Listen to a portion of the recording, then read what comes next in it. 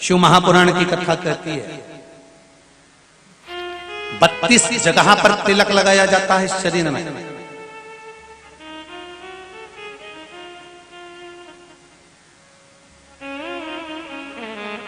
द्वादश तिलकों का प्रमाण है हमारे शास्त्रों में।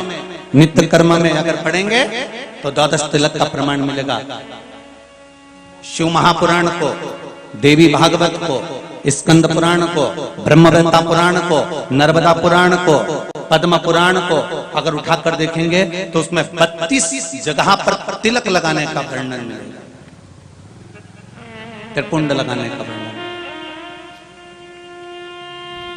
दोनों भुजाओं पर नारायण लक्ष्मी विराजमान हो, हृदय में शिव विराजमान है, घुटने पर संत पत्नियां बेटियां विराजमान है, नेत्रों पर सूर्य चंद्र विराजमान है, श्रवण पर देव आदि विराजमान है। जरा हमारे शास्त्र तो उठाकर देखो कि मनुष्य के प्रत्येक अंग पर, मनुष्य के प्रत्येक शरीर पर जहां जहां आप देखेंगे वहां कोई ना कोई देवता विराजमान है, कोई ना कोई देव विराजमान है।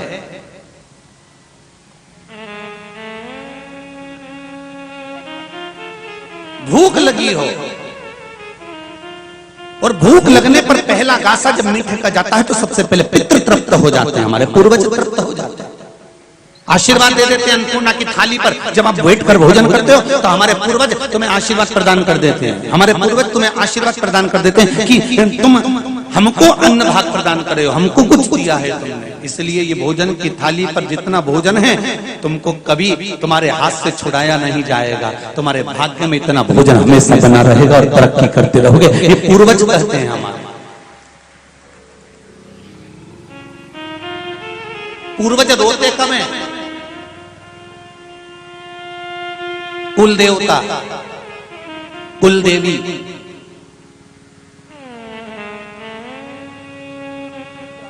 अब शब्द श्राप बद्दुआ कब देते हैं?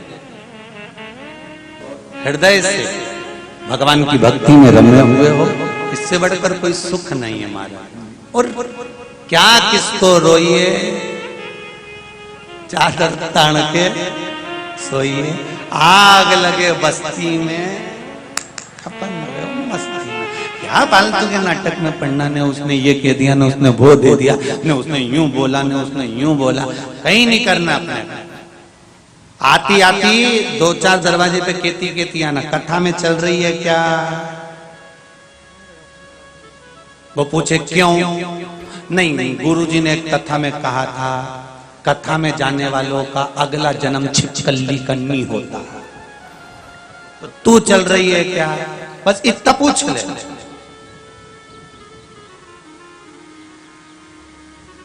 पहले भी कथा में कहा कि अपने नगर में, अपने मोहल्ले में, अपने क्षेत्र में, अपनी कॉलोनी में, अपने क्षेत्र के अंतर्गत कहीं कथा हो, दरवाजा छोड़कर जरूर जाना।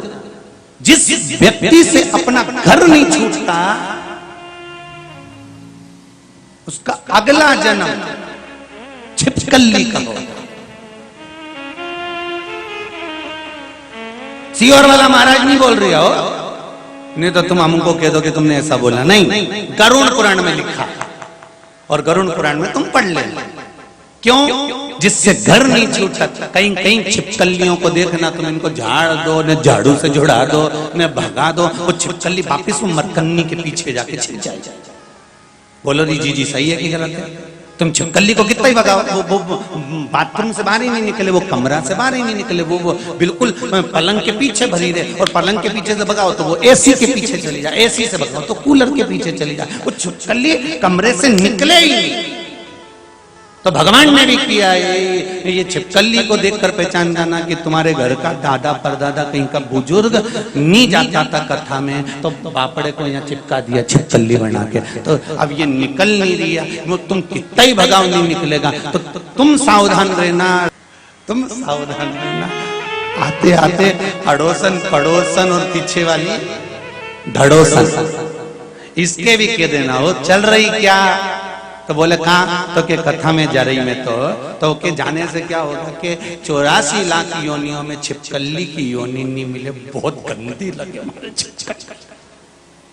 नहीं तुम्हें अच्छी लगे तो तुम बनना चाहो तो कथा में भले मत आ जाओ, पर तुम किसी को कह सकते हो कि मेरे को नहीं बनना चाहिए।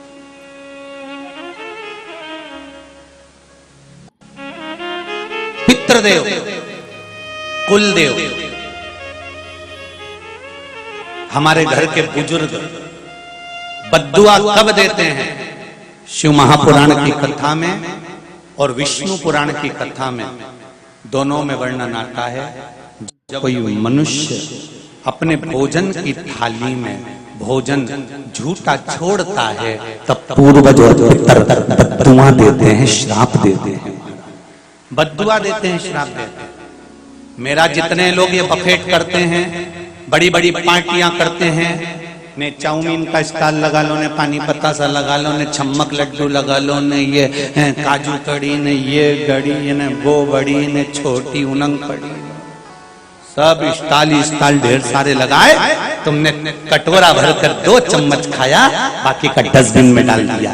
आधी चम्मच खाया, डस्टबिन में पटक दिया। प्लेट में जितना लिया भर कर ले लिया, नहीं खाया पटक दिया। काजू कड़ी भी पटक दी, ने पालक पकौड़ी भी पटक दी, ने ये भी पटक दी। तुमने तो पटक दिया, पर शिव महापुराण की कथा और विष्णु पुराण कहती है कि उस अन्न की थाली में जितना अन्न तुमने झूठा छोड़ा है, तुम्हारे पूर्वज तुम्हें बद्दुआ प्रदान कर। किसी ने नहीं देखा, पर शिव महापुराण की कथा कहती है इस जन्म में करेगा तो इसी जन्म में तेरे मरने से पहले मेरा देवाधिदेव महादेव सामने लाकर रख देगा। इसी जन्म का करा हुआ, इसी जन्म।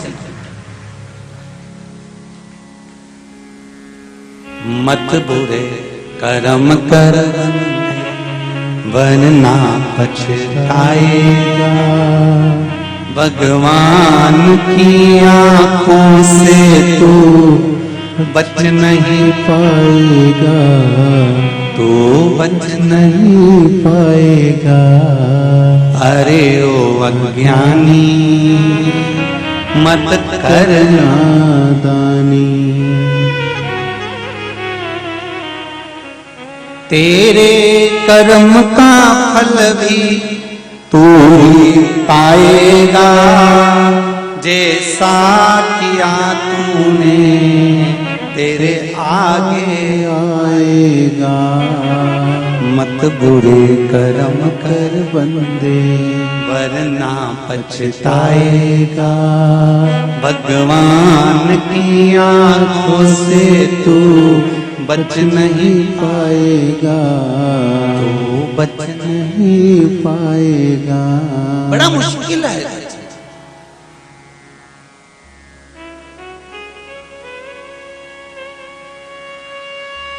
किसी को देखकर हमें दया आ जाती है कि इसको ये तकलीफ है, इसको ये कष्ट है। और शिव महापुराण की कथा कहती है उसके पूर्व जन्म का भी तो भान रखो।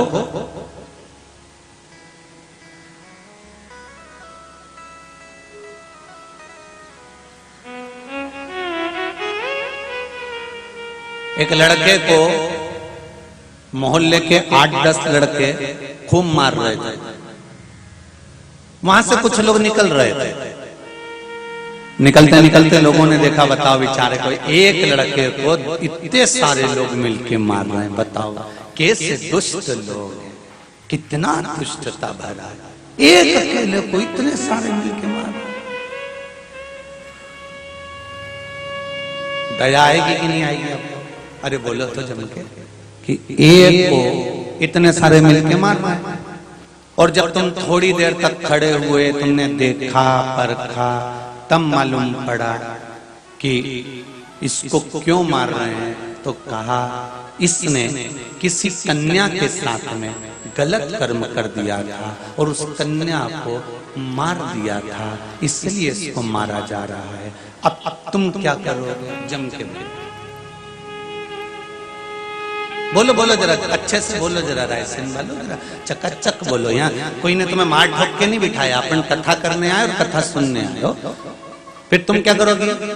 तुम भी कहोगी ना, दे रे छोरा दे, लाई में अंदर से मोगरी धो पकड़ के। गलत काम करता है, दे दो धर के और इतना गंदा काम करता है। बस यही कथा कर रहे। हमको लगता है कि ये इतनी बड़ी बीमारी कैसे हो गई, इतना बड़ा रोग कैसे हो गया, इतनी तकलीफ क्यों आ रही है, इतना कष्ट क्यों आ रहा है। मैं भगवान का इतना भजन करती हूँ, इतना कीर्तन करती हूँ, इतना मंत्र जाप करती हूँ, इतना नाम जाप करती हूँ, मैं भगवान का इतना पूजन करती हूँ, फिर आखिर मुझे इतनी तकलीफ क्यों आ रही है। तो तुमने जो करा वो अभी करा, बाद का कौन देख कर आया, जो पूर्व में कर आया। ये तो बाद में मालूम पड़ता है कि हम पहले पूर्व में कुछ गलत कर आए होंगे, इसलिए जब खड़े होंगे, देखेंगे, परखेंगे, समझेंगे, तब समझ में आएगा कि इस छोरे को क्यों मारा जा रहा है, तब समझ में आएगा कि हम क्यों भोग रहे हैं। ये आज का नहीं है, पूर्व में जो करा था उस कर्म का भोग आज भोगना पड़ता।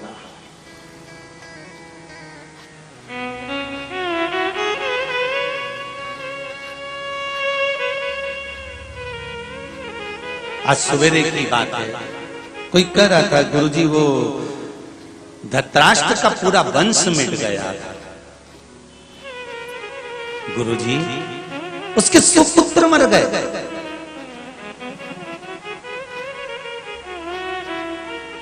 बेचारा नेत्र से विहीन था, कितना दुख झेला उस धृतराष्ट्र ने गुरुदेव, कितना दुख झेला। हमने कहा ये तो तुमने धृतराष्ट्र के एक जन्म की कथा देखी है, पूर्व की देखी है, पूर्व की देखना था।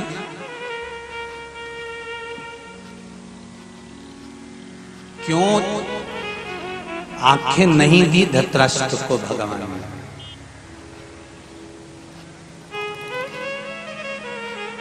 क्यों नहीं दी?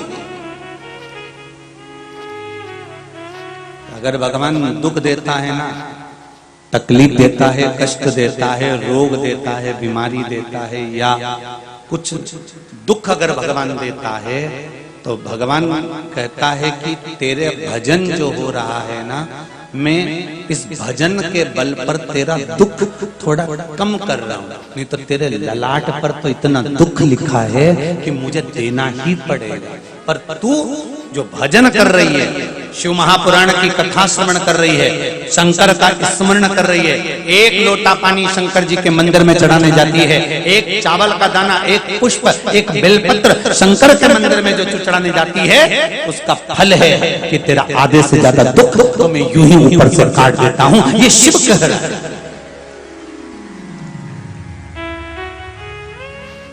तेरा आधे से ज्यादा दुख तो यूं ही कट जाता है।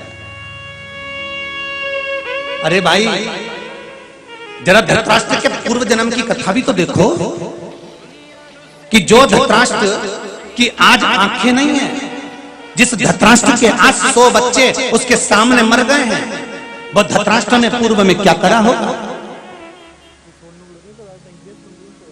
एक नगर का राजकुमार था धृतराष्ट्र, पूर्व में बड़ा सुंदर नगर, बड़ा सुंदर नगर, जहां का बड़ा सुंदर युवराज थे धृतराष्ट्र, उस नगर के बड़े सुंदर।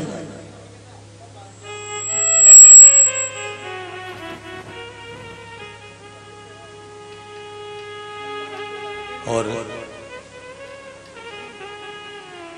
इतने सुंदर धृतराष्ट्र, इतने सुंदर थे, उस नगर के राजकुमार थे। युवान जब अवस्था आती है, मेरी बहनें और मेरे भाई बैठे हैं यहाँ युवान अवस्था वाले,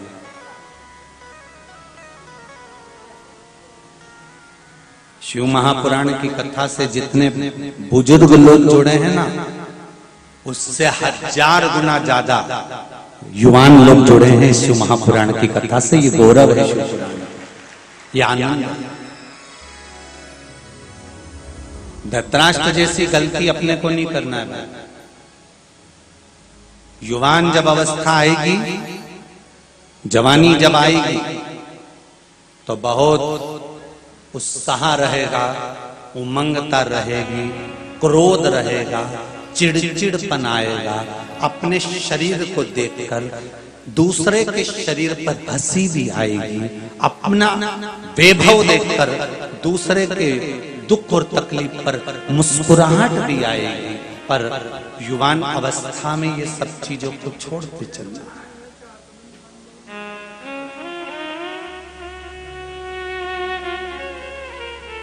बहुत सावधानी रखना है युवान अवस्था में।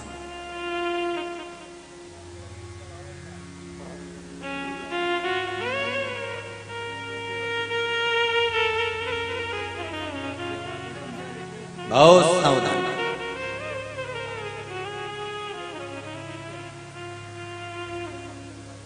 शिव का जब तक आदेश ना हो तब तक पत्ता नहीं हिलता। पत्ता डनलप के गद्दे पर सो रहे हो, सब देख पलट कर चल रहे हो, खूब बचकर रहने का प्रयास करते हो, तो भी कोई ना कोई बीमारी हो जाती है शरीर में। कई लोग तो तंबाकू नहीं खाते तो भी कैंसर हो जाता है। मदिरा का पान नहीं करते, मांसाहार नहीं करते, वैश्यावृत्ति नहीं करते, गलत काम नहीं करते, झूठ प्रपंच छल बेईमानी सबसे दूर है, इसके बाद भी शरीर में रोग हो गया।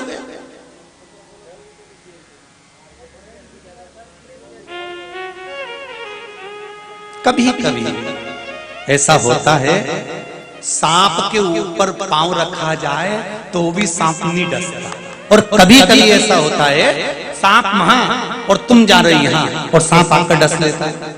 बोलो सही है कि गलत है? सांप आएगा और डस लेगा, कारण क्या है? तो सांप से पूछा गया, क्यों रे सांप तेरे ऊपर पांव रखा तो तूने उसको डसा क्यों नहीं? तेरे पास जहर था, तू मार सकता था, डस लेता। सांप ने कहा नहीं, डस तो मैं लेता पर आज्ञा नहीं थी ऊपर से, ऊपर से आज्ञा होती ना तो तुरंत डस लेता। उसी तरह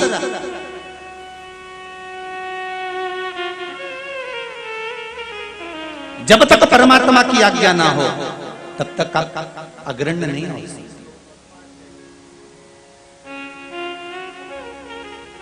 बड़ा सुंदर युवराज है धृतराष्ट्र, बड़े सुंदर युवराज।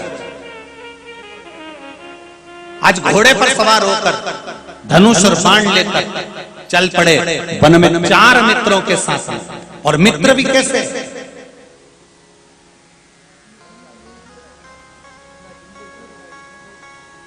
तीन मित्र साथ में थे और चौथे थे युवराज, और वो मित्र कोई दूसरे नहीं थे, ताली, थाली और प्याली।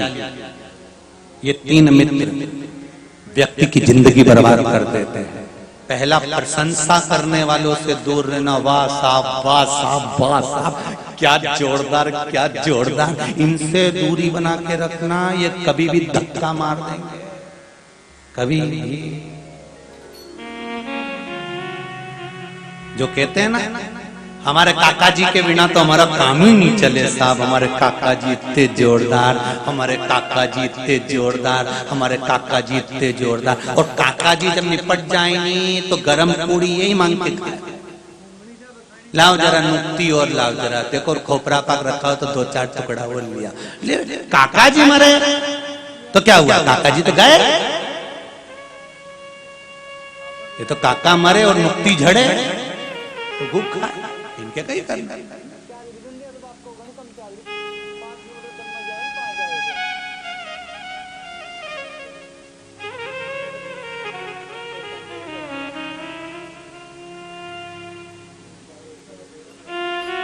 नवरात्र चालू हुई है, आज दूसरा दिन है ना।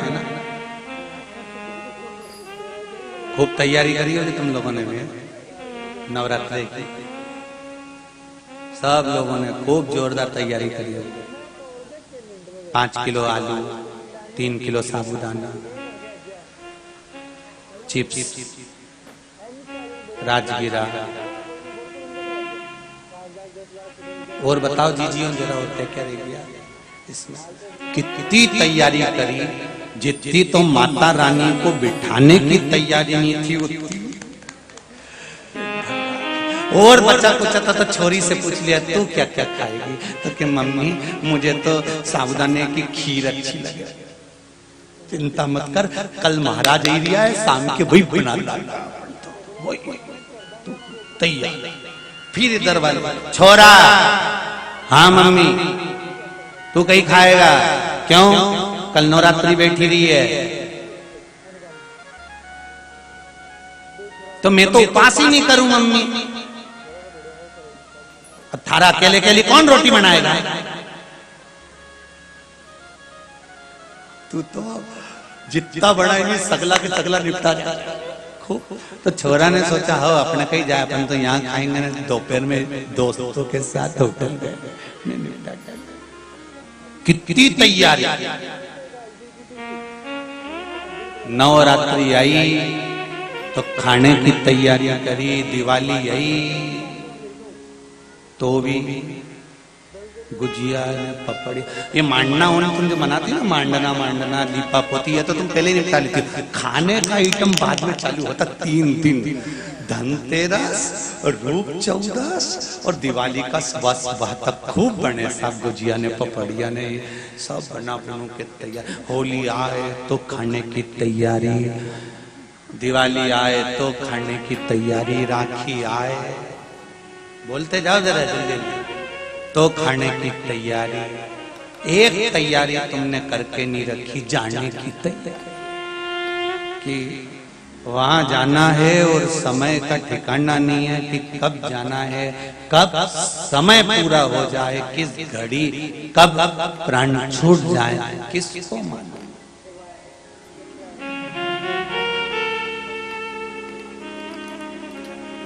कब प्राण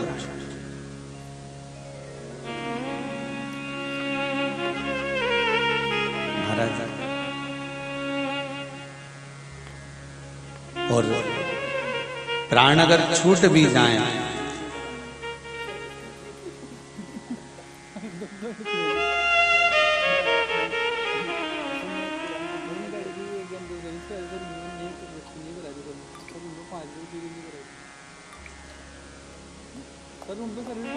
अंत समय की स्थिति क्या,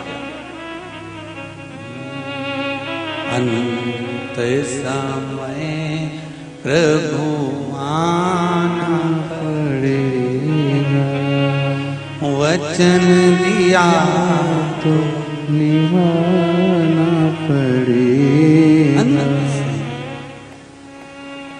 की कथा करे, एक गलती करिए, वो कहता है कि तो नहीं। शिव पुराण कहती है कि युवराज 3 मित्रों को साथ लेकर गए और फिर निवेदन करेंगे ताली, थाली और प्याली। प्रशंसा करने वालों से भी दूर रहना, होटल में ले जाकर खिलाने वालों से भी दूर रहना, और प्याली लेकर पिलाने वालों से भी दूर रहना। ये कब बर्बाद कर देंगे आपको मालूम नहीं पड़ पाएगा, जीवन नरक कर देंगे। इनसे दूरी बना। श्री शिवाय नमस्तुभ्यं, इस मंत्र का जब भी कथा के बीच में जाप आए 2 क्षण के लिए स्थिर होकर उस मंत्र को बोलो और बाबा से प्रार्थना करो कि बाबा हमारी मनोकामना पूर्ण करना। सुना है कि शिव महापुराण की कथा को जो दिल से सुनता है उसकी कामना 3 महीने में पूरी कर देता है। ऐसा तो देव अधिदेव महादेव है। ऐसी कृपा मंत्र का श्री साथ में बोलिए, श्री शिवाय नमस्तुभ्यं। थोड़ा दम से बोलिए, श्री शिवाय नमस्तुभ्यं। भगवान शिव का स्मरण। युवराज ने देखा वन में जाकर एक हंस पानी के सरोवर के पास में घूम रहा।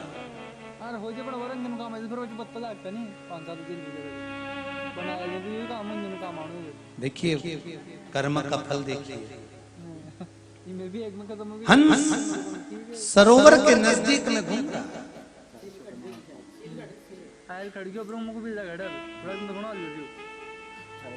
और पीछे पीछे उसके बच्चे भी घूम रहे हैं हंस के।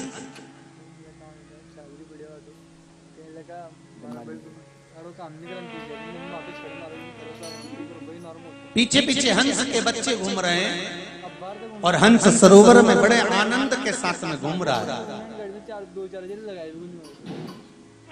युवराज ने देखा कितना सुंदर हंस है, कितना सुंदर है।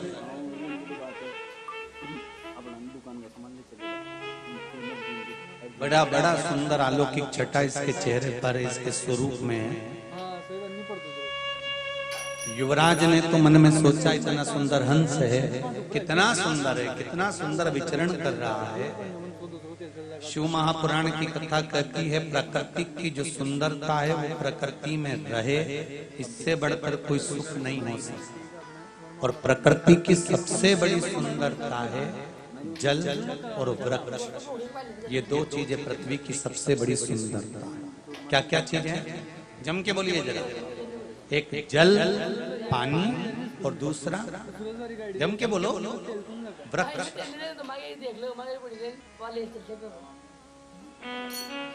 जल रहेगा और वृक्ष रहेगा तो ये पृथ्वी की सुंदरता बनती है। युवराज ने विचार करा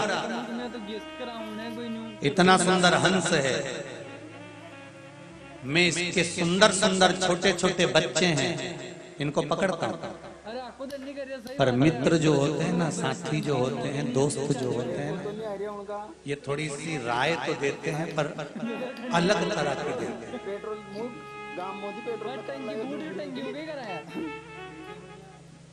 ताली बजाकर प्रशंसा करने वाला कहता हाँ हाँ युवराज महाराज आप तो इनके बच्चों को पकड़ सकते हो, आप में तो वो बल है कि आप इस हंस के बच्चे को पकड़ कर ला सकते हो। चलो हम भी आपकी हेल्प करते हैं, सहायता करते हैं। इतने में दूसरा मित्र बोला रुको रुको रुको, अगर मान लो हंस के बच्चों को पकड़ा लेकर आए और हंस ने देख लिया ना तो आक्रमण करेगा, अपनी चोंच से वो हमको मारेगा। फिर तीसरा बोला एक काम करो, जब हंस के नेत्र ही नहीं रहेंगे तो उसको मालूम कहां से पड़ेगा कि उसके बच्चे हमारे पास में। बहुत ध्यान देना शिव पुराण के ऊपर। बहुत दूर दूर से आप लोग केवल कथा सुनने के लिए आए, इतनी चिलचिलाती हुई गर्मी में केवल कथा सुनने के लिए आए। छूटना नहीं चाहिए जरा सी भी कथा, क्योंकि शिव महापुराण की कथा है, साधारण कोई पुराण नहीं है महाराज। इसको सुन लोगे तो बाबा तुम्हारी मुराद, तुम्हारे मन की अभिलाषा पूर्ण कर ही देगा। अब दिल से सुनो और दिल से उतारो इस कथा को अपने जीवन में।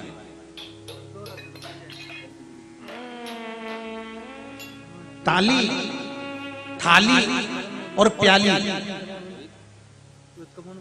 ये मित्र राजा उस युवराज को भी मिले थे। धृतराष्ट्र के अगले जन्म में भी धृतराष्ट्र को प्राप्त हुए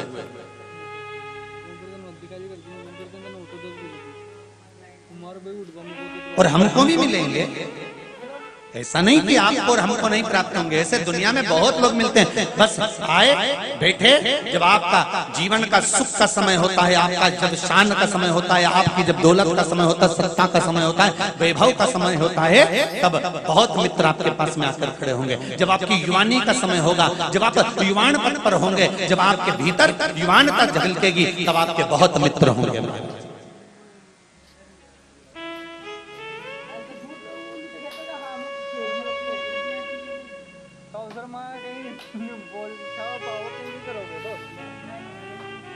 बहुत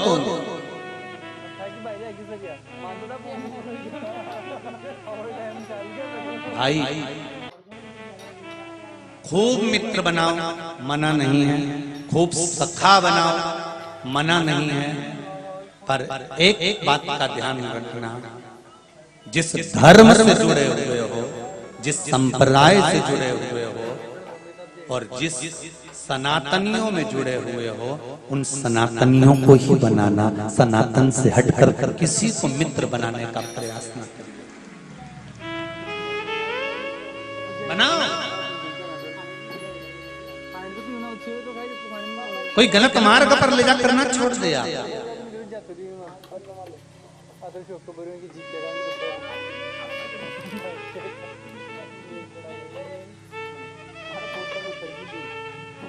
एक मित्र, युवराज को तो हंस अच्छा लगा।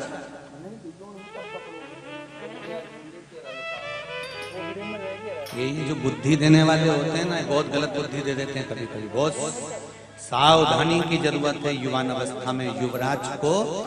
युवराज कह रहा है हंस अच्छा है, हंस के बच्चे अच्छे हैं। युवराज के मन में पाप नहीं था, पर एक ने कहा कि पकड़ सकते हो आप हंस के बच्चे को। दूसरा कहता है कि नहीं, हंस आक्रमण कर देगा। तीसरा कहता है अगर हंस के नेत्र ही नहीं होंगे तो उसको दिखेगा ही नहीं, और दिखेगा नहीं तो उसको क्या मालूम कि उसके बच्चे पकड़ाई में आए कि मर गए।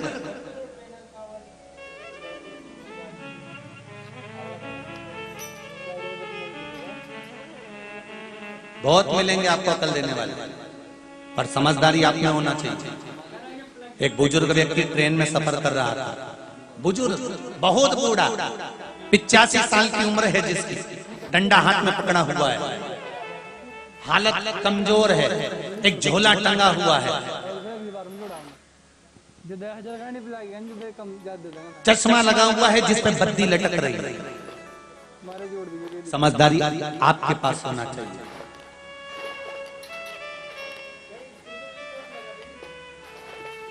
पांच लड़के जवान ट्रेन में चढ़ गए। वो भी ट्रेन में बैठा था बुजुर्ग, और पांचों लड़कों ने चढ़कर बैठकर ठिठोली करना प्रारंभ करा, हंसी उड़ाना प्रारंभ करा। जब ट्रेन में ठिठोली करना प्रारंभ करा, हंसने लगे, ठहाके लगाने लगे, अपनी मस्ती में खूब ठिठोलियां करने लगे। इतने में एक दोस्त की निगाह चेन पुलिंग पर गई। एक ने कहा ये चेन खींच दो तो ट्रेन रुक जाती है। दूसरे ने कहा तूने कभी खींची? नहीं। खींच भी मत देना, जेल में पटक देंगे या फिर 500 रुपए का जुर्माना हो जाएगा। चौथे ने कहा सब अपनी अपनी जेब में पैसे देखो है कि नहीं। सब 100 रुपए इकट्ठे करो।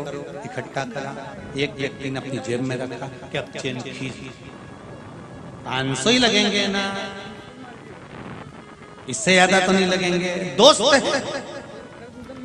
अभी ठिठोली कर रहे थे, अब मजाक करते हुए बेकार कर्म की ओर आ गए। खींचो चेन, चेन खींची। इतने में पांचवा बोला 500 रुपए भी नहीं जाएंगे, चेन खींच दो। जैसे ही टीसी आएगा, पुलिस वाला आएगा, अपन कह देंगे ये बुढ़े ने खींची। इस बुढ़े का नाम लगा, इनने चेन खींची, टीसी आ गया, पुलिस वाला आ गया, और टीसी ने आकर पूछा चेन किसने खींची? जवान लड़के ठहाका लगाकर, ये बुढ़ा बेटा तो है, चश्मा लगा के डंडा लेकर इस बुढ़े ने खींची। बुढ़ा बैठा था, भजन कर रहा था। पुलिस वालों ने कहा क्यों बाबा, ए दद्दा, ए बब्बा, चेन तुमने खींची? डोकरा धीरे धीरे उठकर बोला आओ हमने खींची। तुमने काहे खींची? इन पांचों ने मेरे 500 रुपए छुड़ा लिए। क्यों बब्बा, तुम्हें मालूम है किसकी जेब में धरे? ये पीली शर्ट वाले की जेब में ऊपर धरे। पुलिस वालों ने जो दिया धर के, टीसी ने कहा निकालो 500। उसकी जेब में ऊपर ही धरे थे 5 नोट, क्योंकि डोकरे ने सब सुन लिया था। आंख कमजोर थी पर कान थोड़ी ना कमजोर थे।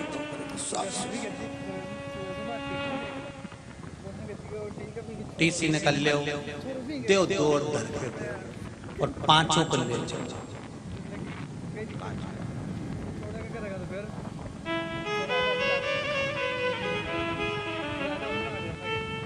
मित्र उपद्रव करवा सकते हैं, मित्र आपको अपशब्द कर सकते हैं, मित्र आपको गलत मार्ग पर ले जा सकते हैं, पर एक मित्र ऐसा भी होता है, सारे मित्र गड़बड़ नहीं हो सकते, एक मित्र ऐसा भी होगा जो तुम्हें सतमार्ग पर लेकर जाए,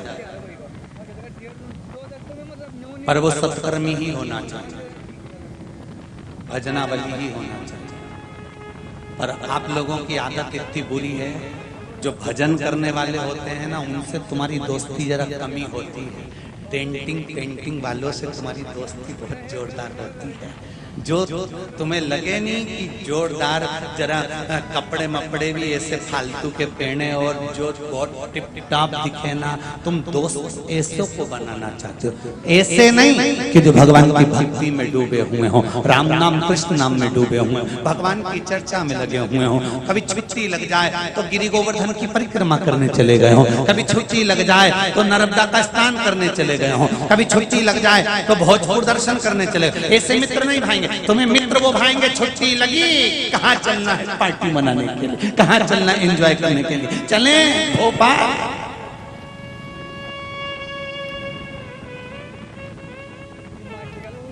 मिलेंगे, बहुत मिलेंगे, और सावधान रायसेन वालों, फिर सावधान हो जाओ। युवराज को मिले, एक कहता है पकड़ लो इनके बच्चों को हंस के, दूसरा कहता है नहीं हंस आक्रमण कर देगा, तीसरा कहता है युवराज अगर उसके नेत्र नहीं रहेंगे तो देखेगा कहां से। तो युवराज ने पूछा क्या करना चाहिए, आखिरी का बोला पहले सबसे पहले हंस को पकड़ो और हंस को पकड़कर इसकी आंखों को फोड़ दिया जाए।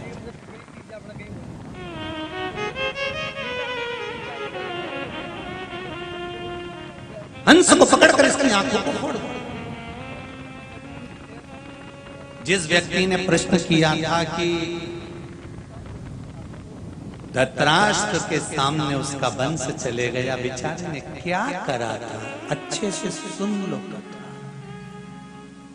मत बुरे कर्म कर बंदे वरना पछताएगा, भगवान की आंखों से तू बच नहीं पाएगा, तू बच नहीं पाएगा। इसीलिए कहते हैं कि अपने अपने दरवाजे पर अंदर जाते और बाहर निकलते लिखवा दो तेरा क्या होगा रे कालिया।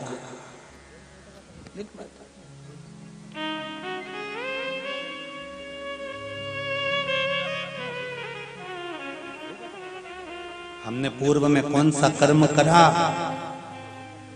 ये हमको नहीं मालूम, पर जितने लोग आस्था चैनल पर कथा सुन रहे हैं, फेसबुक यूट्यूब पर कथा सुन रहे हैं, मोबाइल पर कथा सुन रहे हैं, इस पावन पंडाल में बैठकर कथा सुन रहे हैं, जितने जहां जहां बैठकर कथा सुन रहे हो, आज भगवान को तुम धन्यवाद देना कि तुम्हारे दादा और परदादा ने कोई पुण्य करा होगा जो आपको आज शिव महापुराण की कथा सुनने को रायसेन में मिल रही है। यह पूर्वजों का पुण्य है जो एकत्रित हुआ। और बहुत ध्यान से सुनना, दुकान पर बैठकर जो कमाया वो अपनी पत्नी और बच्चों के लिए कमाया। कितनी वजह से? सुबह 8 बजे से दुकान खोलकर बैठे थे, नौकरी करने में कमाया वो पत्नी और बच्चों के लिए करवाया, सर्विस करने में कमाया वो पत्नी और बच्चों के लिए कमाया, व्यापार करा तो पत्नी और बच्चों के लिए कमाया, बच्चों को पढ़ाना है, बच्चों को आगे बढ़ाना है, पत्नी के लिए करना है, हार बनवाना है, रानी हार बनवाना है, ये बनवाना है, वो बनवाना है, अच्छी साड़ी दिलाना है, घर के लिए करना है, प्लाट खरीदना है, दुकान खरीदना है, जितना कमाया पत्नी और बच्चों के लिए कमाया। और आज भी सुबह 8 बजे से रात को 9 बजे तक जब तुम दुकान पर बैठते हो, जो कमाते हो वो पत्नी और बच्चों के लिए कमाते हो।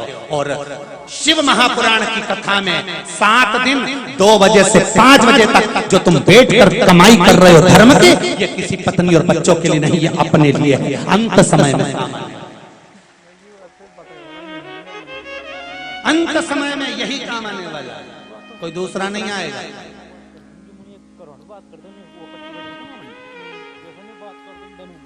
छूट जाता सब।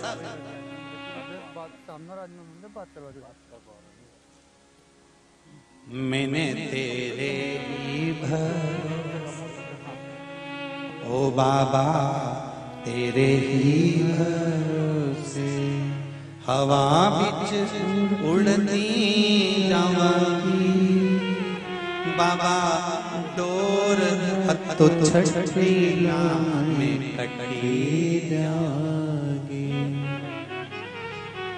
ओ भोले मैं तेरी पतंग शंभो मैं तेरी पतंग हवा बिच उड़ती जावांगी बाबा डोर हत्तो छठीला में कटी सब छूट जाए। इसलिए आपको बार बार कहते हैं तुमने जो कमाया है दान नहीं कर सकते मत करो, सत्कर्म नहीं कर सकते मत करो, पुण्य में नहीं लगा सकते मत लगा, किसी को दे नहीं सकते मत दो, पर एक काम जरूर करना, जितनी कमाई करते हो उसका कम से कम 25% अपने ऊपर तो खर्च करो। अच्छे खुश होकर तो जिंदगी जियो, फुल एंजॉयमेंट अपने जीवन को जीने का प्रयास तो करो। कमाने के बाद भी रोके जी रहे हमारा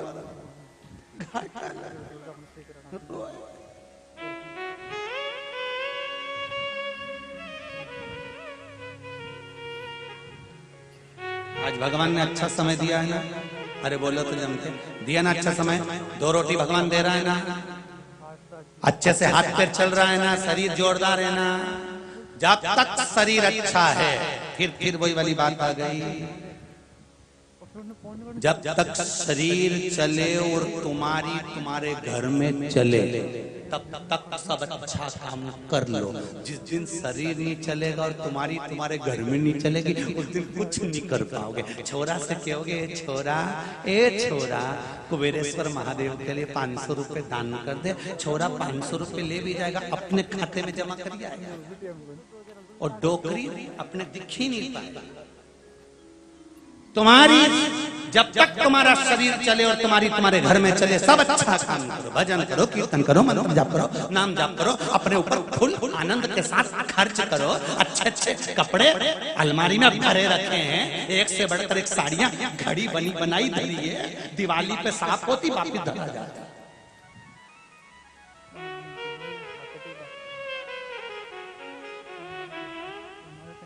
प्राण छूट जाएंगे अचानक। कोरोना महामारी आई थी, देख भगवान के पास तो बहुत सारे आइडिया हैं तुम्हें निपटाने के। तुम ये मत सोचना ऐसे कोरोना जैसे ढेर सारे आइटम रखे हैं उनके पास में, 1 मिनट चुटकी बजाते से कजन कित्तों को निपटा देता। और अलमारी में सब कपड़े धरे रह जाते हैं, कई काम नहीं आए, बाद में वो सब पड़े रह जाए, कौन पहनेगा? तुम्हारे दादाजी परदादाजी जो मर के गए, उनके कुर्ते पजामे आज तक अलमारी में धरे। छोरे से क्यों सिलवा ले, ये ओल्ड फैशन हम नहीं पहनेंगे। पहले की साड़ियां जिसमें बुजुर्ग माताएं गोटा लगा के बनाती थी, ऐसी जोरदार ऐसे बूटा की साड़ी पतली वाली ऐसी बना के रखती, बेचारी ऐसी गोल कुछ होता था, कपड़ा फंसाती थी उसमें ऐसा गोल, फिर उसको सिल के आंखें फोड़ के बनाती थी। और वही साड़ी आज तक रखी है। और बहू से कहते बेटा मैंने बहुत प्रेम से बनाई, तू पहन ले। बहू के काम वाली को दे दो डोकरी, कौन पहने? हे निवेदन है, हो बलमस्त जिंदगी दियो, 1 लोटा पानी का भरो, प्रसन्न होकर घर से चलो और शंकर जी के मंदिर में जाकर शंकर भगवान को समर्पित करते चलो, जीवन सार्थक करते चलो, जीवन को आनंदित करते चलो, कुछ नहीं बिगड़ेगा। स्वस्थ सुबह उठो, 1 लोटा पानी बलो सूर्य नारायण भगवान को अर्घ दो, सिर से 8 इंच ऊपर हाथ हो, पानी की धार धीरे धीरे चल रही हो, उस पानी में से सूर्य नारायण भगवान का दर्शन कर रहे हो। शरीर में कितनी भी बीमारियां हो रही हो, 15 से 20 दिन में सूर्य पर अर्घ देकर पानी में से दर्शन करने से वो जल किरण का हमारे ऊपर पड़ता है तो हमारा रोग ठीक होना चालू हो जाता है। करो तो करना पड़ेगा। बाबा से निवेदन कर कर आए कि बाबा मेरा ये कार्य है, विश्वास है मेरा शंकर पर, आप आओगे 15 से 20 दिन होंगे और बाबा आपका कार्य कर देगा। आप जल चढ़ाओ तो शंकर को, आप बेलपत्री के वृक्ष के नीचे जल चढ़ाओ तो, आप शिव का स्मरण करो तो।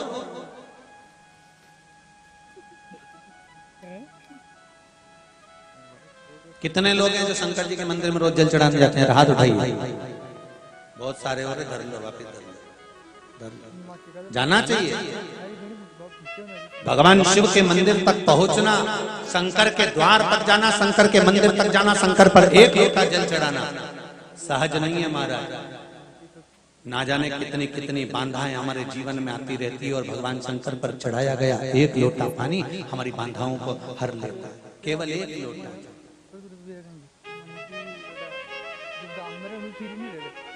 मात्र एक लोटा।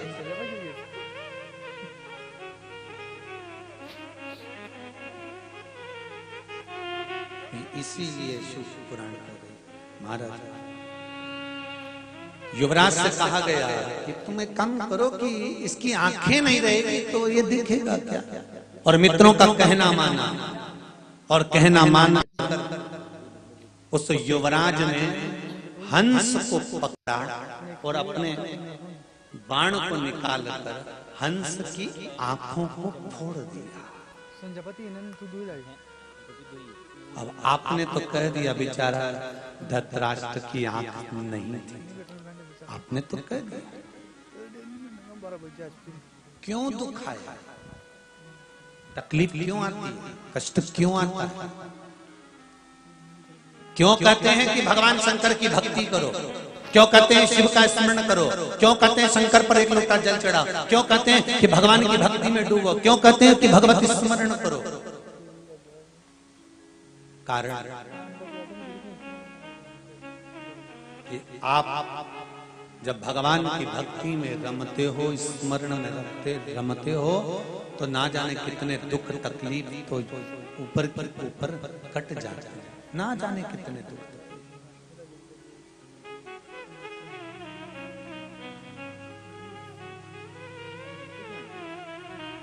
महाराज कितनी माताएं और कितने भाई बैठे हैं जिनके नवरात्र की भी व्रत है? जरा हाथ उठाइए।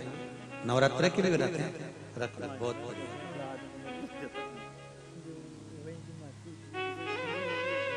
खाने के लिए करे कि गाने के लिए करे?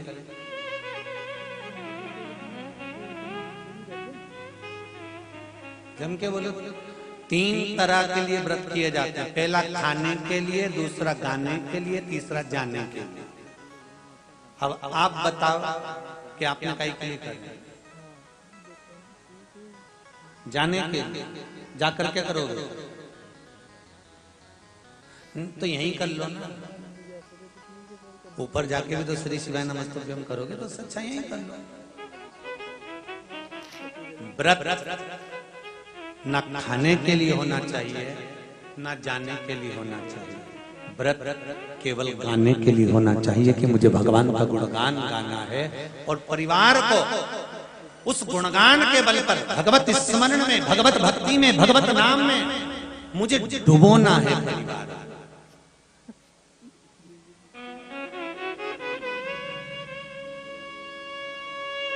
भगवत स्मरण। महाराज हंस को पकड़कर उसकी आंखों को फोड़ दिया, उसके बच्चों को पकड़ने के लिए दौड़े,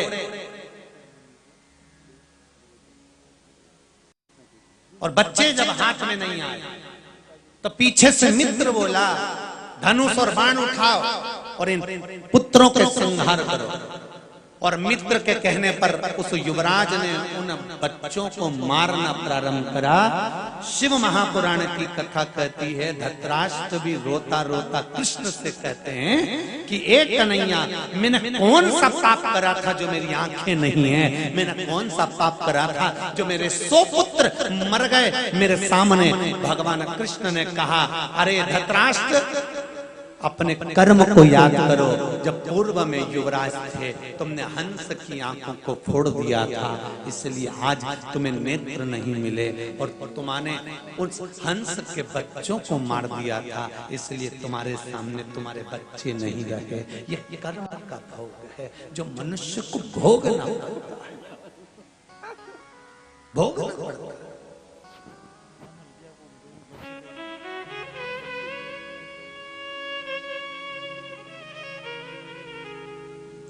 सुनो धृतराष्ट्र, अभी भी कुछ नहीं बिगड़ा। तुम्हारे बेटे चले गए ना, मेरे कृष्ण कह रहे, अगर तुम्हारे बेटे चले गए जान लो, आंखें नहीं है जान लो, एक काम करो वन में चले जाओ। विदुर जी ने भी यही समझाया था धृतराष्ट्र को कि गांधारी और धृतराष्ट्र तुम वन में चले जाओ और भगवान की भक्ति में लग जाओ। किसकी भक्ति करें? तो कहा पार्थिव शिवलिंग का निर्माण करो। पार्थिव शिवलिंग हम कैसे बनाएंगे? कौन बनवाएगा पार्थिव शिवलिंग? कौन निर्माण करवाएगा पार्थिव शिवलिंग का? वन में जाकर हम करेंगे क्या? विदुर जी ने कहा था मन में अगर भाव है पार्थिव शिवलिंग बनाने का, पूजन करने का, तो उसकी व्यवस्था स्वयं भगवान शंकर ही करते हैं, कोई दूसरा नहीं कर सकता, कोई दूसरा नहीं करेगा। अगर रायसेन वालों के भाग्य में शिव पुराण थी, पूरी ये अमरनाथ सेवा समिति, मिश्रा जी लिए कथा अमरनाथ सेवा समिति उसमें जुड़ी और कथा को करवाया। अर्थात कहीं ना कहीं आपके भाग्य में वो जुड़ा हुआ था। और व्यवस्था किसको करना है? भगवान को। कराना किसको? ईश्वर। आप विचार तो करो कि मुझे कथा में जाना है, यहां तक छोड़ने की जवाबदारी भी शंकर की और यहां से लेकर जाने की जवाबदारी भी शंकर की है। तुम सोचो तो पहले, विचार कर कर देखना। घर में बेटा भी कहीं गया हो, पति भी कहीं गया हो, और तुमने मन बनाया कि हमारे नगर में, हमारे क्षेत्र में, हमारे पास में 40-50 किलोमीटर दूरी पर कथा हो रही है, मुझे जाना है। बस तुमने विचार करा, बाहर निकले और मन में विचार रखकर जिस शंकर जी के मंदिर में लोटा भर के जल चढ़ाने जाते हो, उस शंकर जी के मंदिर में 2 मिनट बैठना, 4 माताएं जहां पर इकट्ठी हो वहां जाकर बोल देना कथा हो रही है रायसेन में, शिव पुराण चल रही है रायसेन में, एक बार मन कर रहा है कथा में जाए। इतना शंकर के सामने कहकर देखो, शंकर जी गाड़ी लगवाएगा, शंकर जी लेकर आएगा और शंकर जी छोड़कर आएगा। शिव करेगा, तुम्हें नहीं करना है कुछ। घर में बैठे हो और कहीं का हारन बजाकर कहेगा काकी चल रही क्या रायसेन, शिव पुराण हो रही है, गाड़ी खाली है।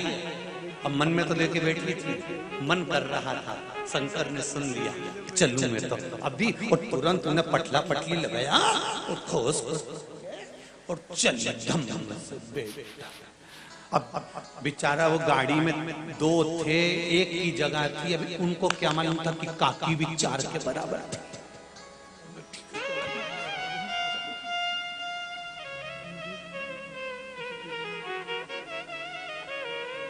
हृदय चित्त रखकर, मन रखकर, भाव रखकर, दिल रखकर, चित्त वृत्ति रखकर अब जाओ तो तेरा ही दिया मैंने खाया दिया है, तेरा शुक्रिया है, तेरा शुक्रिया है।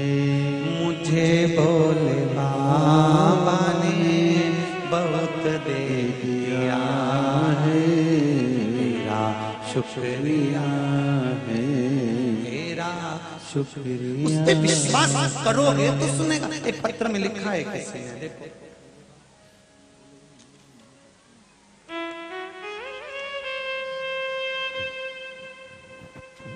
बहुत सुंदर पत्र लिखा है, शिव जी भी बनाए हैं, बहुत बहुत साधुवाद।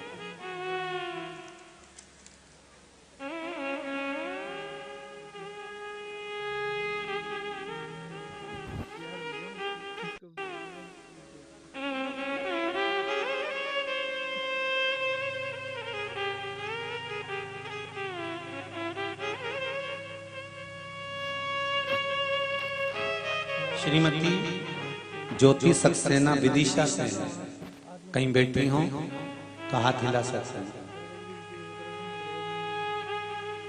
श्रीमती ज्योति सक्सेना विदिशा कहीं बैठी हैं क्या? अच्छा आप ही हैं? दोनों हाथ हिला दो एक बार। हर हर महादेव।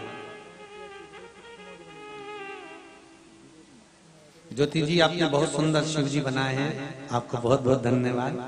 और उसमें आपने लिखा भी है पीछे कि ये शिव मैंने अपने हृदय से अपने भावों से बनाया, सुंदर बनाया। और पत्र में लिखा है मैंने जो बनाया है शिव, ये पत्र कहीं इधर उधर ना जाए, पढ़ने के बाद ये पत्र हमको ही दे देना वापस, व्यासपीठ से शंकर जी ही लेकर जाइएगा बाद में, ठीक है? आपने लिखा है गुरुदेव जब से शिव महापुराण की कथा सुन रहे हैं तब से बाबा के चमत्कार पर चमत्कार दर्शन हो रहे हैं। शिव कृपा क्या है शंकर जी की कथा से जाना है। मैंने अपनी बेटी के लिए पशु प्रतिव्रत किया था, उसका फल मेरी बेटी को मिला है।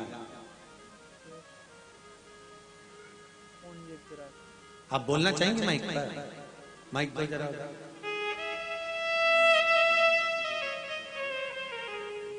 दो तीन चीज आपने लिखी। एक कोरोना महामारी के अंतर्गत 18 सदस्यों को पॉजिटिव था, पर बाबा की कृपा ऐसी रही सब ठीक हुए और सब पर शिव की कृपा रही। साथ में लिखा है आपने मेरी बेटी के लिए व्रत किया था और बेटी ने कहा था कि माँ 12th का एग्जाम दे रही हूँ, आप शिव महापुराण की कथा सुनती हो, मैं भी देखना चाहती हूँ शंकर का चमत्कार क्या होता है, मेरी फर्स्ट रैंक आना चाहिए। और मेरी बाबा की कृपा ऐसी हुई कि मेरी बेटी को 97% प्राप्त हुए हैं 12th में। कहाँ से आई है जी? विदिशा से। गुरुजी श्री शिवाय नमस्तु। श्री शिवाय नमस्तु बहन, बहुत बहुत धन्यवाद। क्या नाम है दीदी आपका? ज्योति सक्सेना जी। बाबा ने क्या कृपा करी? बाबा ने तो बहुत कृपा करी है। मैंने पत्र में भी लिखा है कि जितना भी बखान करूं गागर में सागर भरने के समान है। वो पत्र में तो मैंने बहुत ही कम लिखा है। बड़ी बड़ी उपलब्धियां तो हम बता सकते हैं, छोटे छोटे कितने उपकार हैं, चमत्कार हैं, उनका बखान तो हम कभी नहीं कर सकते, उनका गुणगान ही गा सकते हैं। बाबा की कृपा बहुत बढ़िया। बेटी 12th में फर्स्ट रैंक ले गई जी। अभी फर्स्ट टर्म का एग्जाम था CBSE का, उसमें 97% मिले हैं। बधाई आपको, सेकंड टर्म का एग्जाम बहुत बहुत बधाई आपको। और बेटे के लिए भी लिखा है, उसने भी बहुत उपलब्धियां पाई हैं गुरुदेव जी। बेटा अभी छोटा है, पहले पढ़ाई पर इतना ध्यान नहीं देता था, लेकिन अब बहुत सिंसियरली तरीके से पढ़ता है। बहुत बहुत बधाई। और आपकी कथा भी सुनता है। मैं 2-3 बार जब सुनती हूँ आपकी कथा तो कहता है मम्मी ये तो आप कितनी बार सुन चुकी हो। तो मुझे इस बात की खुशी होती है कि वो भी सुन रहा है। बधाई हो बहुत बहुत। हर हर हर हर महादेव। बैठिए बैठिए। शिव कृपा होती है। आप शंकर पर विश्वास रखकर शिव का स्मरण कर कर, शंकर का अनुमोदन कर कर, शिव गुणगान कर कर रहे हैं, शंकर का स्मरण कर कर रहे हैं तो फल मिलेगा जरूर। तेरा ही दिया मैंने खाया पिया है, तेरा शुक्रिया है, तेरा शुक्रिया है। मुझे भोले बाबा ने बहुत दे दिया है, तेरा शुक्रिया है, तेरा शुक्रिया है। उसकी कृपा ना हो तो एक पत्ता ना हिले। एक गलती करी युवराज ने, एक हंस को पकड़कर उसकी आंखों को फोड़ दिया। हंस तो अंधा हो गया, जिसने फोड़ा उसको भी तो अंधा हो। उस हंस के बच्चे मर गए तो क्या धृतराष्ट्र के बच्चे नहीं मरे? वो भी तो मरना पड़ा। प्राण तो उसके भी छूटे हैं। धृतराष्ट्र रोते रोते पूछते हैं विदुर जी से और रोते रोते पूछते हैं भगवान कृष्ण से कि इसका अगला जन्म मेरा सवर जाए और मुझे भगवान का दर्शन हो जाए, उसके लिए मैं क्या करूं? मेरे नेत्र तो अंधे थे, आंखों से अंधा हूं, मैं देख नहीं पाया, पर कुछ क्षण के लिए मेरे नेत्र भगवान का दीदार कर लें, उसके लिए मैं क्या क्या विदुर जी ने कहा भगवान की भक्ति धारण करो, शिव स्मरण करो। अगर मैं पार्थिव शिवलिंग का निर्माण करूंगा तो शिवलिंग बनाएगा कौन? मिट्टी लाएगा कौन? गांधारी ने आंखों पर पट्टी बांध कर रखी है, मेरे नेत्र नहीं है, इस शिवलिंग का निर्माण कौन करेगा? इसको बनाएगा कौन? इस शिवलिंग को बनाकर पूजन कौन करवाएगा? तब व्यवस्था वो करे, व्यवस्था तुम्हें नहीं करना है, वो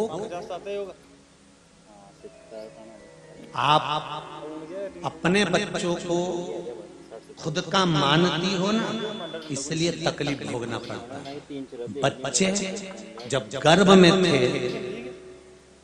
उनको गर्भ में भोजन कौन देता था? तुम अपने हाथों से खिलाने जाती थी क्या? बोलते जाओ जरा, जाती थी? नहीं। बच्चा गर्भ में था, उसको दवाई देने कौन जाता था? कौन?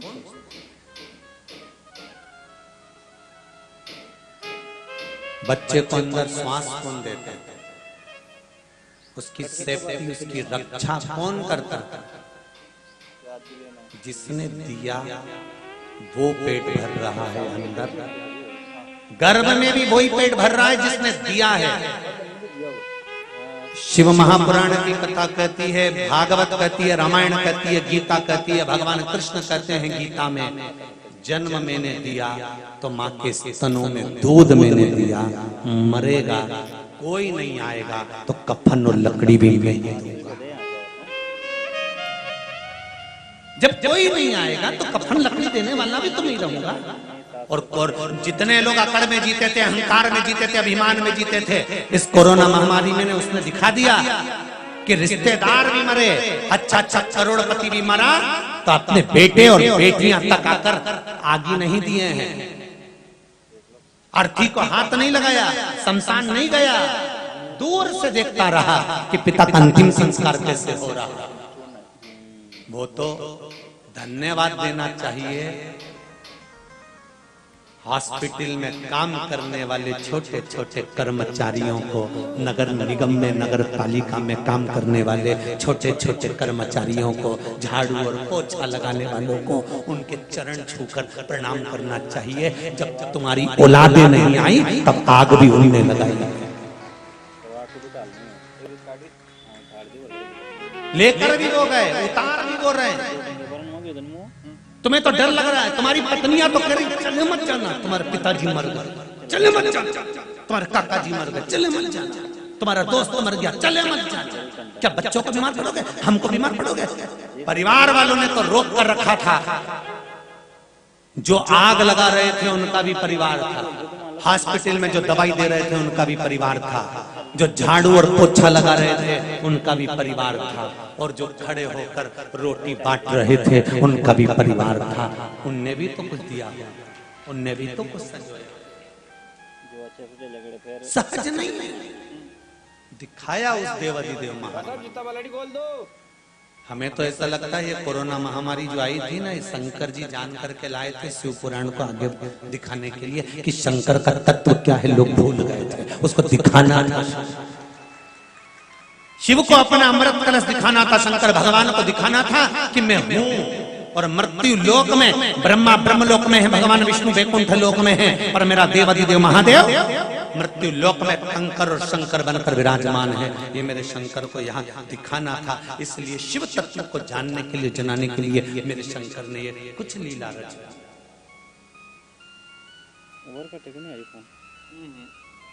बहुत नौटंकी में लोग फंसे हुए थे, उसमें से निकाला है मेरे शंकर। बहुत नौटंकियां होने लगी थी, कोई यूं घूमे तो लोग नारियल और अगरबत्ती लेके पहुंच जाए, बता दो हमारे को ऐसा किसी के यहाँ कुछ, किसी के। शंकर भगवान ने कहा कहीं मत जाओ, या तो अपने साम्राज्य जाल सका कहीं जाने की जरूरत नहीं है। क्या नाम ना किसी बाबा जोगी के चक्कर में पड़ना है, ना किसी के चक्कर में पड़ना। हम आपसे भी कहते हैं इस व्यासपीठ से, सियोर वाला महाराज के चक्कर में मत पड़ो। कटिंग जरूर नहीं कर लाना तुम्हें पढ़ना है, मतलब समझ कहीं मत जाओ। दुख आए, तकलीफ आए, कष्ट आए, रोग आए, बीमारी आए, थोड़ा सा भी दुख आए तो मेरे शंकर के दरवाजे पर एक लोटा पानी लेकर दिल से उससे बात करने पहुंच जाओ, उससे वो सुनेंगे। अपने भीतर के दोष को शिव समाप्त कर सकते। पत्रिका दिखाओगे, कोई कहेगा तुम्हारे यहाँ वास्तु दोष है, तो वास्तु बदल दिया, बाथरूम इधर तोड़ के इधर बना दिया, जीना तोड़ के उधर बना दिया। पहले भी तो पुराने लोग भी तो रहते थे, वो कौन सा वास्तु से मकान बनाते थे? उनका मन पड़ता था कमरा बना के रख देते थे, तो भी उनके घर में चांदी के बर्तन सोने की ईंट होती थी। सुख की जिंदगी जीते थे, 100 साल पूरी जिंदगी जीते थे। तुम्हारा तो ठिकाना ही नहीं, 50 में कम निपट रहे हो। देख कर नहीं बनाते थे मकान, तो भी अपनी जिंदगी मस्त जीते थे। फिर किसी को बताया तो कहीं ये नक पहन लो, ये पहन लो, ये ऐसा कर लो, तो हो सकता है तुम्हारे ग्रह दोष हो। फिर कहा तुम्हारा पितृ दोष होगा, तुम्हारा वास्तु दोष होगा, सारे दोष सबने बताए। पर शिव महापुराण की कथा कहती है सारे दोष बाद में देखना, पहले अपने अंदर का दोष देखो कि पूर्व में क्या कर कर आए थे, क्यों भुगतना पड़ रहा, क्यों तकलीफ आ रही, क्यों कष्ट आ रहे हैं, क्यों रोग आ रहे हैं, क्यों बीमारी आ रही है, क्यों हम भोग रहे हैं। ये हमारे पूर्व का कर्म का भोग, आज का नहीं। हमारे भी गैस को नहीं दम चल जाएगी यार। हमारे मार तुम भी 50 किलोमीटर की तुम मंगा भी जे थोड़ा पड़े कर तेल पे अच्छा करो, अच्छा मिलेगा। जो 3200 से फोन लगाई धृतराष्ट्र कह रहा है मैं क्या करूं, हम दोनों पति पत्नी को कुछ दिखता नहीं है, शिवलिंग कौन बनाएगा? शंकर जी ने व्यवस्था कर दी। पांडवों ने कहा अपनी माता कुंती को, जब जाने लगे बद्रिकाश्रम के लिए, तब पांडव अपनी माता से कहते हैं माँ तुम भी चलो हमारे साथ। माँ कहती है मैं अपने धृतराष्ट्र और गांधारी ये आंख से अंधे हैं, मैं इनकी सेवा करूंगी। इतने में नकुल कहता है माँ तुम्हारे 5 पुत्रों को मारने के लिए जिसके पुत्र तैयार खड़े थे, जिस धृतराष्ट्र ने भीम को मार देना चाहा, तुम उसकी सेवा करने जा रहे हो। तो कुंती कहती है उसके कर्म का दंड वो भोगेगा और हमारे कर्म का दंड हम भोगेंगे। परिवार में कई बार ये बात खड़ी हो जाती है, परिवार में कई बार ये सुनने को मिलता है उसने ऐसा करा तो हम काय को करें, वो हमारे घर शादी में नहीं आया तो हम काय को जाएं, वो तुम्हारे घर में शादी में नहीं आया, उसने अगर तुम्हारे यहाँ पत्रिका पहुंचाई है तो एक से बढ़कर एक साड़ी पहनकर और चोटा चोटी कर कर शान सत्ता से जाओ, ये दिखाने के लिए कि तुम नहीं आए पर हम तुम्हारे यहाँ गए, ये देख, और शान सत्ता से जाओ। क्यों मना करो, हम नहीं जाएंगे, हम नहीं जाएंगे, हम क्यों जाएं? उसने करा, उसने काम नहीं करा तो हम क्यों करें, उसने ऐसा करा तो हम क्यों करें? तो उपत के करो साहब, उपत के करो। कई बहुओं की आदत होती है, जेठानी से लड़ाई हो गई तो देवरानी बोलना बंद कर देती। काय को बोलना बंद करे? देवरानी से लड़ाई हो गई तो जेठानी ने बोलना बंद कर दिया। क्यों बंद करो? साथ में रोटी चरो, एक साथ कितना भी झगड़ा करो, लड़ाई करो की बात करो, पर भोजन करने के लिए मना के ला। जी चल, बोल मती तुम उससे, तेरा मुंह मत दिखाना। अरे चल तो चल चल चल। देख मेरा दिमाग खराब हो गया, पानी ला दूं धो ले। देख फालतू की बात करे मत मेरे से, मेरे को रोटी नहीं खा, मैं भी नहीं खाऊंगी, मत खा, तो तेरा प्राण खाऊंगी। जा बिल्कुल राइट बात है, तो मैंने भी नोटिस कर लिया। मोबाइल उठा लो जेठानी का, ले लाख खोल तो इसका, खुलवाऊं लाख अभी है, चुपचाप बैठ जा। तेरे से झगड़ा हुआ, तू ये मेरे कमरे में क्या कर रही? चल निकाल, नहीं जाऊंगी जा। और अलमारी खोलो, जेठानी क्या कर रही है? बस पिछले महीने वाली मेरी पीली साड़ी नहीं मिल रही, उसको ढूंढ रही। तू ढूंढ रही है तो तेरा चोर हो और क्या? अकेले चुपचाप जाके नीचे खा के बैठ गए और झगड़ा कर लिया, मैं भूखी लगी, चल उठ यहाँ से, और हाथ पकड़ के गले लगाकर दिल से लेकर फिर रसोई घर में आ जाओ। ये प्रेम होता है। झगड़ो लड़ो बात करो, पर प्रेम सबसे ज्यादा। प्रेम। भैया उज्जैन का बुकिंग का था नहीं। पति पत्नी झगड़ ली, अदालत में पहुंच गए, तलाक के लिए बात चलने लगी। क्यों झगड़ो?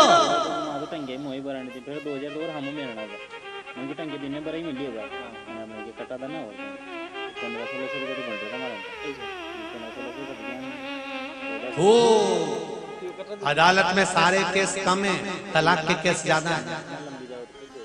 पूछना किसी जज साहब से, सबसे ज्यादा केस तलाक के मिलेंगे। तो वही ले जाऊं एक ड्राइवर तो कौन लेके मुझे, और शादी कर ली तो फिर झगड़ा भी दम से करो, लड़ाई करो, मना नहीं है, पर विवाद नहीं, इतना नहीं कि एक दूसरे का मुंह ना देखे, खूब प्रेम से। हाँ बस तो कौन बेटा, इसने शिव पुराण कह रहे हैं, भगवान शंकर की कथा, ओगरदानी का चरित्र। कुंती चली गई धृतराष्ट्र और गांधारी के साथ, और उसने शिवलिंग का निर्माण करा, धृतराष्ट्र और गांधारी से जल चढ़वाया। धृतराष्ट्र और गांधारी के मस्तक पर त्रिपुंड माता कुंती लगाती थी। उसका फल क्या मिला है? माता कुंती ने त्रिपुंड धृतराष्ट्र और गांधारी को लगाया, बाईं नेत्र से लेकर दाएं नेत्र तक त्रिपुंड को लगाया। त्रिपुंड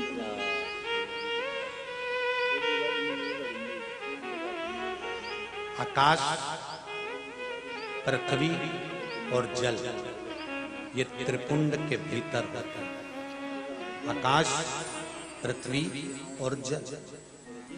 त्रिपुंड की पहली रेखा है आकाश, त्रिपुंड की दूसरी रेखा है पृथ्वी, और त्रिपुंड की तीसरी रेखा है जल।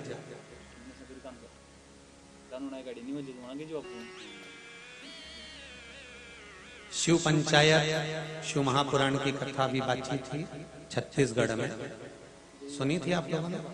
किस किस ने सुनी जरा हाथ उठाओ। सबने सुनी? धर लो वापिस धर लो, ठीक है। उसमें बताया था आकाश कौन है? सूर्य नारायण। पृथ्वी भगवान शंकर, जल है भगवान शिव। कल एक प्रश्न, जब हम बेरसिया से इधर आ रहे थे रायसेन की ओर, तो जहाँ पर ये पूरी अमरनाथ सेवा समिति वहाँ खड़ी हुई थी, वहाँ से जब चले थे तो बीच में 3-4 लोगों ने पत्र हाथ में पकड़ाए थे। उसमें पत्र था, किसी ने लिख कर दिया था, हम स्त्रियां महिलाएं त्रिपुंड लगाती हैं तो लोग हंसेंगे, तो क्या हम त्रिपुंड, ऐसा कोई त्रिपुंड नहीं है जिसका फल हमें प्राप्त हो जाए? वो तो ठेठ घर तक आ जाए यार। ऐसा कोई त्रिपुंड नहीं है जिसका फल हमें मिल जाए। हम माताएं त्रिपुंड लगाएं और वो त्रिपुंड, मान लो संसार के लोग हमको देखकर हंसें, तो वो त्रिपुंड कोई ऐसा हो सकता है जिस त्रिपुंड को लगाया जाए और हमको उसका फल प्राप्त हो जाए? तो महाराज उसका भी बढ़ना कनेक्शन करावा तो कनेक्शन नहीं करा, वो टंकी को जुगाड़ रख लो। अभी एक बार जब है टंकी भैया शंभो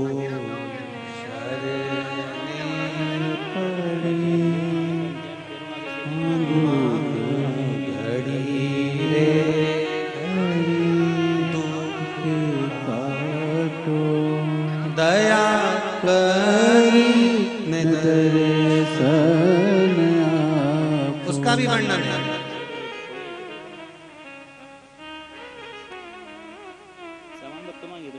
कालग्नि रुद्र उपनिषद के अंतर्गत वर्णन आता है। कालग्नि रुद्र उपनिषद के अंतर्गत वर्णन आता है कि जब जल से स्नान कर रहे हो शेपी कर बरड़े था जल से जब स्नान कर रहे हो उस समय जल के पात्र में से ही थोड़ा सा पात्र कुछ अच्छा लेकर हाथ की 3 उंगलियों में लेकर अगर मस्तिष्क पर फेर लिया जाए, इसको और सरल भाषा में समझ लो जरा। छोटा सा बच्चे को माँ स्नान कराती है, छोटा सा बच्चा जब माताएं स्नान कराती है तो क्या करती है, हाथ में जल लेकर ऐसे 7 बार फेर के पानी फेंक देती है। क्यों फेंकती है? आप लोगों ने करा है कि नहीं करा है? अरे बोलो तो। छोटे से बच्चे को जब माँ परात में, पात्र में, तसले में बिठाकर छोटे से बच्चे को स्नान कराती है, मालिश के बाद जब पानी फेर के बाहर फेंक देती है। आज भी ब्याह में, शादी में, मंगल कोई कार्य में आरती दिए से नहीं होती। जब दूल्हे की आरती होती है, दुल्हन की आरती होती है तो पानी का लोटा रखकर जल की आरती उतारी जाती है और बहन दोनों साइड जल डाल देती है। दरवाजे पर जब आरती उतरती है, जल की आरती उतरती है। तो शिव महापुराण की कथा में वर्णन आता है महाराज कि माताएं जब स्नान करे, उंगली 3 लेकर अपने कपाल पर अगर शिव का श्री शिवाय नमस्तुभ्यं या ओम नमः शिवाय या पंचाक्षर मंत्र धारण कर कर त्रिपुंड का भाव लेकर ये विचार कर लगाए कि मैं चंदन और भस्म धारण कर रही हूँ, तो शंकर उसको स्वीकार कर लेता है और उस जीव का कल्याण करता है। अब बताओ, इसमें चंदन दिख रहा है? बोलते जाओ। भस्म नजर आ रही है? नहीं, केवल तुम्हारा विश्वास, तुम्हारी श्रद्धा, तुम्हारा भाव, बुद्धि।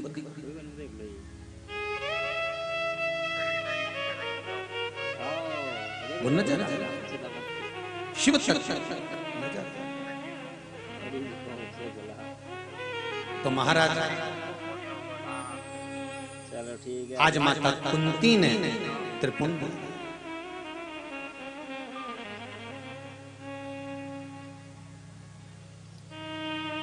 कल कथा में एक बात सुनेंगे अपने शिव महापुराण में कि त्रिपुंड की जो तीसरी रेखा की जो मध्य रेखा होती है, इस मध्य रेखा में कितना बल होता है।